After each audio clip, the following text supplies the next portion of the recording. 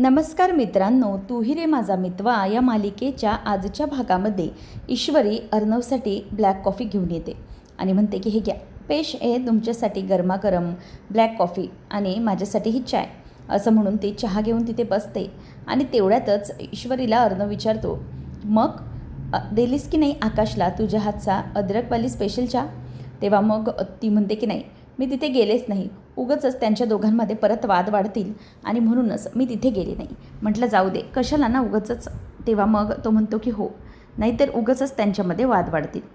तर आकाश चहा घेऊन नम्रतासाठी येतो आणि म्हणतो की नम्रता, हा घे तुझ्यासाठी चहा. तेव्हा ती म्हणते की नको आहे मला.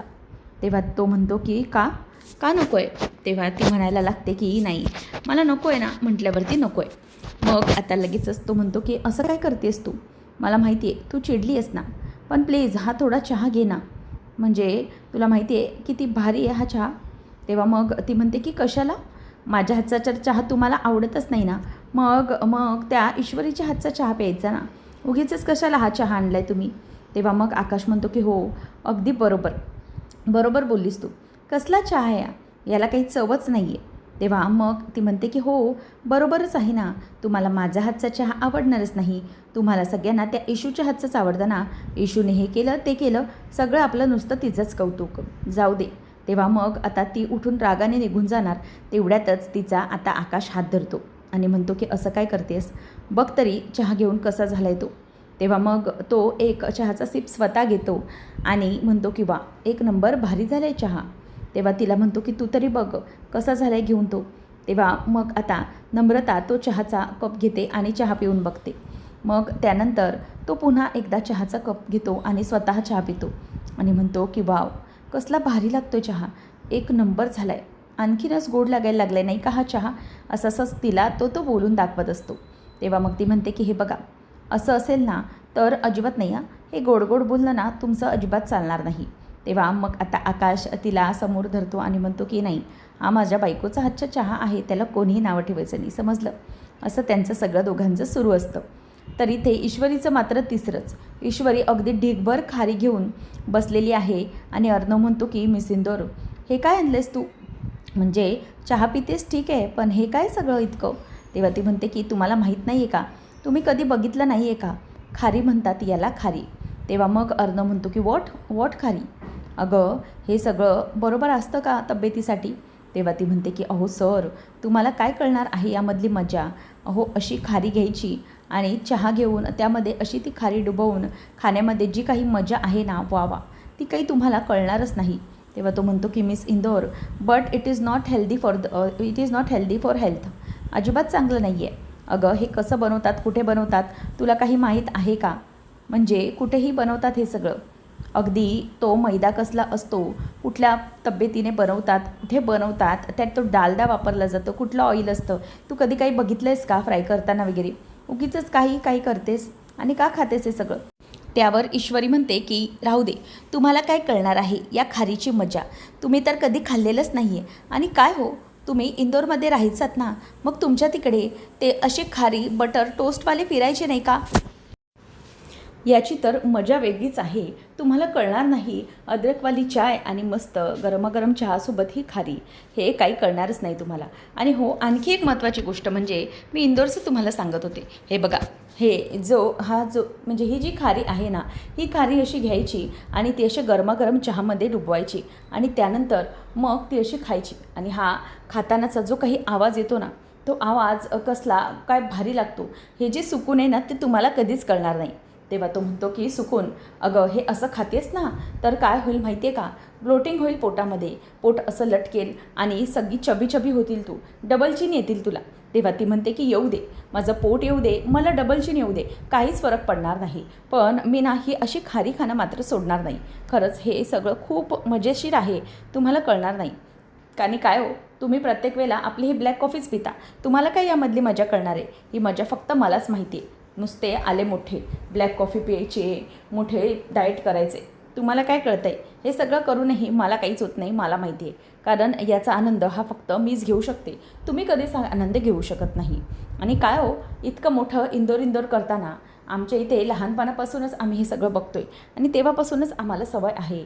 तुम्हाला माहिती आहे का, हे सगळं ना इंदोरमध्ये खूप मोठ्या प्रमाणात चालायचं. म्हणजे ते ओरडायचं ना, ए खारीवाले खारी खारी खारी क्या खारी, असं म्हणून तो तिथे तुमच्याकडे खारीवाला यायचं नाही का. तेव्हा लगेच अर्णव तिथे समोर बघून म्हणतो की आजी, ती बघ आजी आली. खारीवाला नाही आला पण आजी आली. तेव्हा ती म्हणते की काय आजी बिजी आलेली नाही आहे, उगीचच तुम्ही मला ना काही बोलू नका, मला माहिती आहे कोणी आजी वगैरे आली नाही, असं म्हणून आता ती पुन्हा चालू करते आणि म्हणते की आई आठवतोय ना तुम्हाला तो आवाज, खारीवाले खारी खारी बटर टोस्टवाले, असं म्हणून ती आता जोरजोरात ओरडत असते. त्यावेळेला मग आता अर्णव तिच्याकडे बघत असतो आणि म्हणतो की मी सिंदूर. तेव्हा ती म्हणते की हो हेच तर आहे सगळी मजा.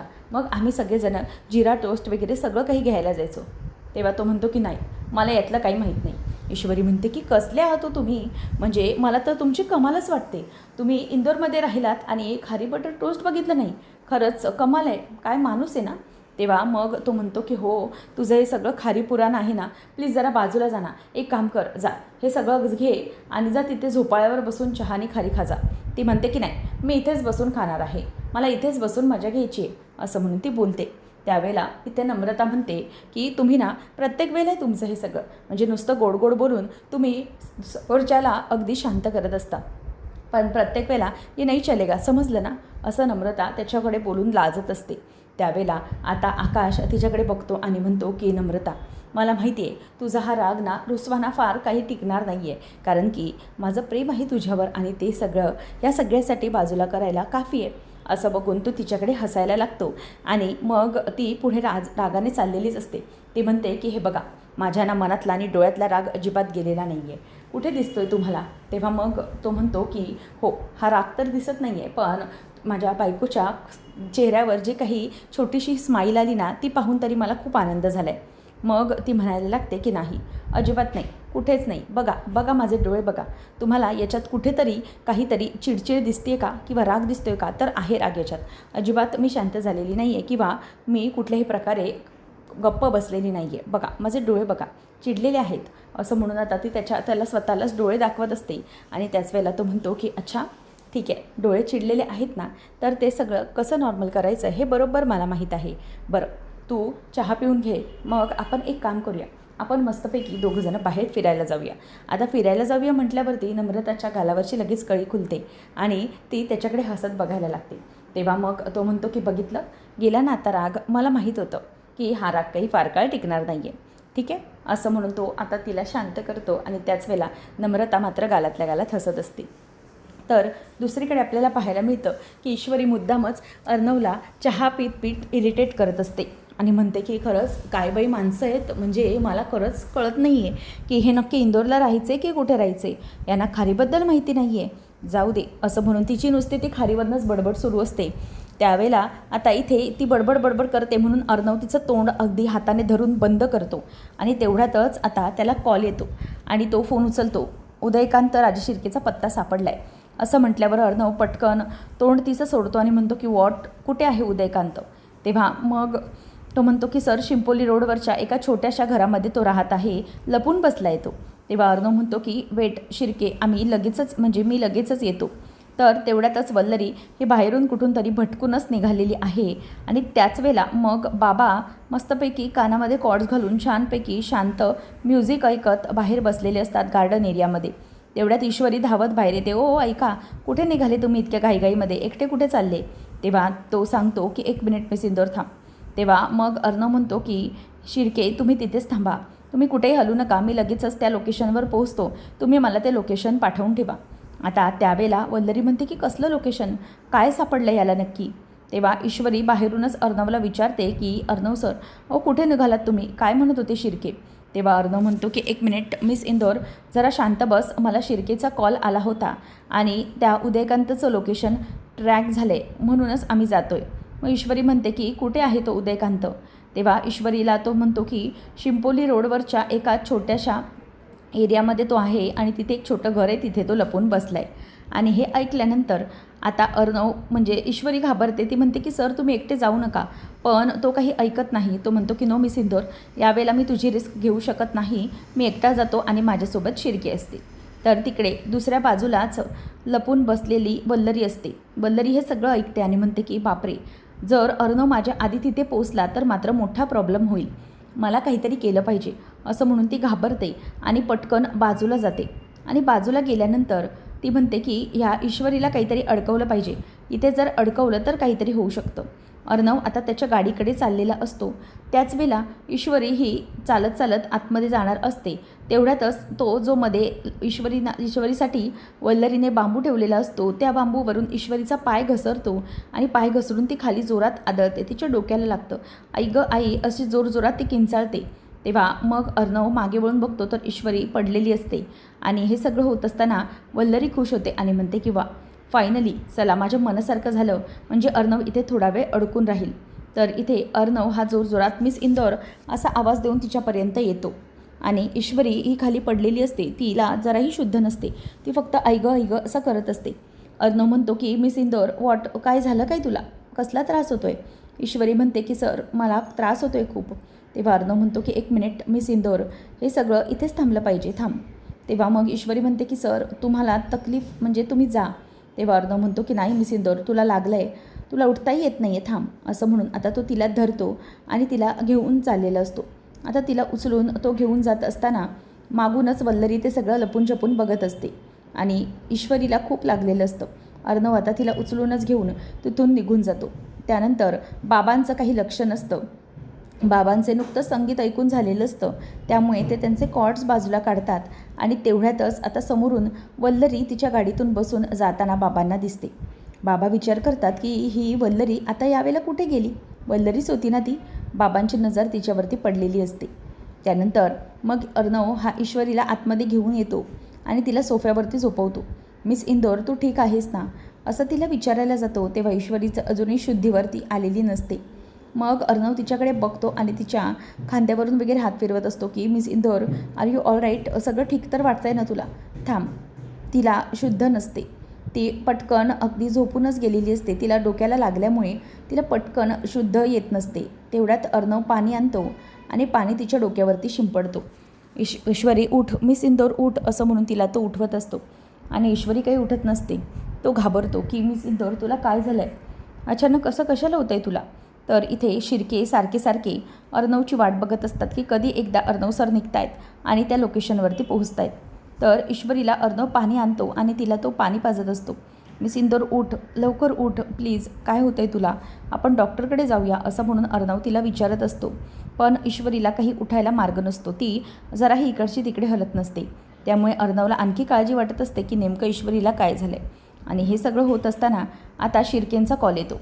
सर ऐकून घ्या. तेव्हा मग अर्णव म्हणतो की शिर्के मला कॉल करू नका, मी तुम्हाला समोरून कॉल करेन, इमर्जन्सी आली आहे एक, जस्ट मी नंतर करतो कॉल आता म्हणून तो फोन ठेवून देतो. ईश्वरीला पाणी पाजतो. तेव्हा आता शिर्के सारखे त्याला काहीतरी सांगण्याचा प्रयत्न करत आहेत, पण अर्णव ऐकूनच घेत नाही आहे. नंतर मग समोरून नम्रता आणि आकाश येतात. तर ते दोघंजणं आल्यानंतर समोर आल्यावर म्हणतात की काय झालं ईश्वरीला. आता आकाश म्हणतो की ईश्वरीला काय झालं आहे. तेव्हा त्यावर इशू तुला बरं वाटत नाही आहे का असं म्हणून आता नम्रता तिला विचारत असते. त्यावेळेला आता ईश्वरीला जस्ट शुद्ध यायला लागलेली असते आणि अर्णवला आकाश विचारतो की काय झालं आहे दादा, हिला काय झालं मध्येच. तेव्हा मग तो म्हणतो की अरे आतमध्ये ती येत होती मगाशी, त्या उदयकांतचं लोकेशन ट्रेस झालं आहे म्हणून मला शिर्केंनी बोलवलं, मी निघालो होतो. तोपर्यंत तिथे बांबू होतामध्ये हिचा पाय त्यावर घसरला आणि ही अशी डोक्यावर आपटली, लागलं तिला आणि बेशुद्ध झाली मध्येच. तेव्हा मग लगेचच पुन्हा शिर्केंचा कॉल येतो. शिर्के सारखे फोन ट्राय करत असतात. तेव्हा तो म्हणतो आकाश की ब्रो बघ नेमकं काय म्हणणं आहे त्यांचं, जरा एकदा बघून घे. तेव्हा मग शिर्के फोन घेतात आणि अर्णव फोन उचलतो. तेव्हा मग अर्णव म्हणतो की शिर्के तुम्हाला एकदा सांगितलेलं समजत नाही आहे का. ओहो मी तुम्हाला करतो फोन, इथे एक इमर्जन्सी आली आहे, मी तुमच्याशी नंतर बोलतो. आणि तो फोन काही न बोलता घेऊन म्हणजे ठेवून देतो. त्याचबरोबर ईश्वरी आता थोडी नाराज असते कारण तिला लागलेलं असतं. तेव्हा मग आता लगेचच आकाश म्हणायला लागतो की दादा अरे उदयकांतचं लोकेशन ट्रेस झालं, ही तर चांगली गोष्ट आहे ना, मग आपल्याला तिथे गेलं पाहिजे, तू एक काम कर तिथे जा तू. तेव्हा अर्णव म्हणतो की काय बोलतोयस तू आकाश, मिस इंदौर या सिच्युएशनमध्ये सोडून मी जाऊ का. तेव्हा आकाश म्हणतो की अरे तिच्यासाठी आहोत ना मी सगळे, कशाला काळजी करतोस, आम्ही बघतो काय करायचं ते, तू निघ, तू जाणं जास्त महत्त्वाचं आहे, नाहीतर त्याचा पत्ता पुन्हा सापडणार नाही.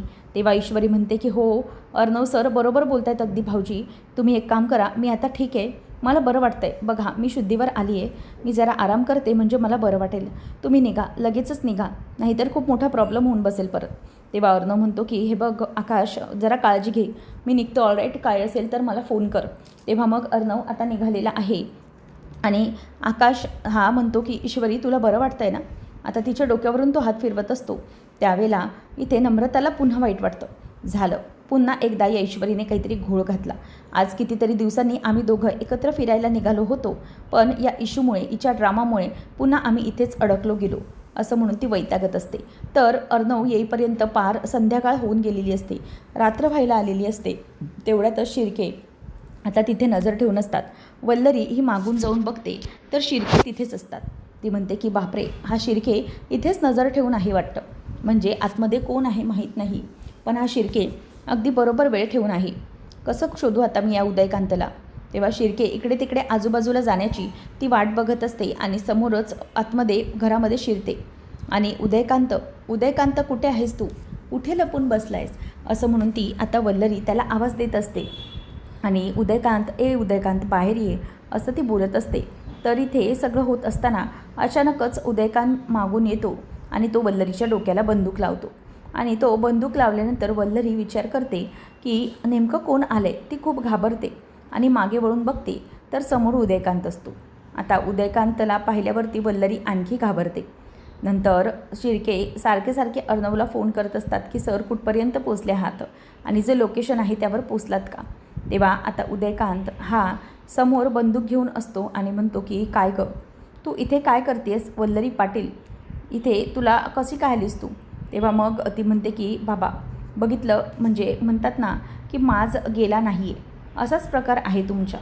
अहो तुम्हाला कळतं आहे का तुम्ही कुठे अडकले आहात ते, कशाला उगीच नसता शहाणपणा करायचा. मग तुम्हाला इथे लपून बसायला कोणी सांगितलं होतं. तेव्हा तो तिला बंदूक लावतो आणि म्हणतो की हे बघ, आत्ता माझ्या मनामध्ये आलं ना तर आत्ताच्या आत्ता तुला लवकरात लवकर इथून गायब करून टाकेन मी, समजलं ना. पण मी ते करत नाही आहे, आत्ताच्या इथे तू संपू शकते. तेव्हा वल्लरी म्हणते की हे बघा, तुम्ही मला संपवण्याच्या आधी स्वतःचं काय ते बघा, तुम्हाला कळतं आहे का. तेव्हा मग वल्लरीला तो विचारतो की मला सांग की तुला स्वतःचं मरण जवळ हवं आहे का. अगं तुला इथला पत्ता कळाला तरी कसा, हा पत्ता कोणालाही माहिती नाही आहे, मग तुझ्यापर्यंत हा पत्ता पोचला तरी कसा. तेव्हा ती म्हणते की वा, हाच तर तुमचा वेगळा माज आहे, तो जरा बाजूला ठेवा. तुम्हाला काय वाटतं की हा पत्ता मला मिळाला आहे का, आणि मी वल्लरी पाटील आहे, मला शोधण्यासाठी असं काही अशक्य नाही आहे. तुमचा पत्ता मी शोधत होते आणि तो मला शेवटी मिळालाच, बघितलं ना. तेव्हा तो म्हणतो की हे बघ वल्लरी पाटील, आवाज खाली ठेवायचा. तू इथे आली आहेस याचा अर्थ तू माझ्या ताब्यामध्ये आहे, त्यामुळे काहीही होऊ शकतं. आणि इतके दिवस मी अंडरग्राऊंड होतो, आताच मी इथे आहे. तेव्हा मग लगेचच ती म्हणते की हो, मग आताही वा अंडरग्राऊंड, समजलं ना, कारण की तुमच्या जीवाला धोका आहे, तुमच्याबरोबरच माझ्याही जीवाला धोका आहे, समजलं ना. तेव्हा लगेचच आता तो म्हणायला लागतो उदयकांत की हे बघ, तू आता गप्प बस, हे सगळं कसं कळलं तुला, हा पत्ता कसा समजला ना तो सांग. त्यावर अर्णव आणि शिर्के दोघंजणही आहेत. शिर्के म्हणतो की सर इथे एक छोटं घर आहे ना, तिथेच तो लपून बसलेला आहे. तेव्हा मग वल्लरी उदयकांतला म्हणते की तुला काय वाटतं की हा पत्ता तुला कोणालाही कळणार नाही आहे. अरे बाबा, मला हा पत्ता समजला म्हणजे आणखी कोणाला तरी हा पत्ता समजला आहे. तुला माहिती आहे का, अर्णव पोलिसांबरोबर तुझ्या मागावर आहे. तेव्हा तो हसायला लागतो आणि म्हणतो की नाही, माझा हा पत्ता कोणालाही कळणार नाही आहे. तेव्हा मग लगेचच ती म्हणायला लागते की अरे बाबा, कुठल्या भ्रमामध्ये जगतोयस तू, तुला लक्षात तरी येतं आहे का, हा पत्ता हा तुझा आहे आणि हा लोकेशन अर्णवपर्यंत पोचला आहे, त्यामुळे अर्णव आता कुठल्याही क्षणी पोलिसांना घेऊन तुझ्यापर्यंत पोचत असेल. आणि हे ऐकल्यावरती आता उदयकांत चांगलाच घाबरतो. तो म्हणतो की काय, अर्णव इथे येत असेल. मग तो म्हणतो की तेव्हा वल्लरी म्हणते की हेच तर सांगण्याचा प्रयत्न करते मी तुला. अरे बाबा, तो अर्णव तुझ्यापर्यंत कधी पोचू शकतो, काहीही सांगता येत नाही. आणि तसंही जे गुंड होते, म्हणजे ईश्वरीवरती ज्यांनी हल्ला केला होता, ते सगळे हल्लेखोर सापडले गेले आहेत आणि त्यांनीच तुझं नाव घेतलं आहे, म्हणूनच हे सगळं घडते. आता एक काम कर, इथनं पळून जा, नाहीतर खूप मोठा प्रॉब्लेम होऊ शकतो. तू आणि मी दोघंजणही अडकू यामध्ये, समजलं. तेवढ्यातच बाहेर आता अर्णव आलेला आहे आणि अर्णव आवाज देतोय की उदयकांत, दरवाजा उघड लवकर दरवाजा. पण अर्णवचा आवाज ऐकल्यावरती वल्लरी आणि तो उदयकांत दोघेजणही घाबरतात. आता वल्लरी त्याला म्हणते की इथून पळ लवकर, मागच्या बाजूने निघ लवकर, असं म्हणून आता तो तिथून निघून जातो आणि वल्लरी पण तिथून पळ काढते. वल्लरी ही घाबरते की आता काय करू मी, अर्णवने जर मला इथे बघितलं तर खूप मोठा प्रॉब्लेम होऊन बसेल. ती आता तिथल्या तिथे उभी असते.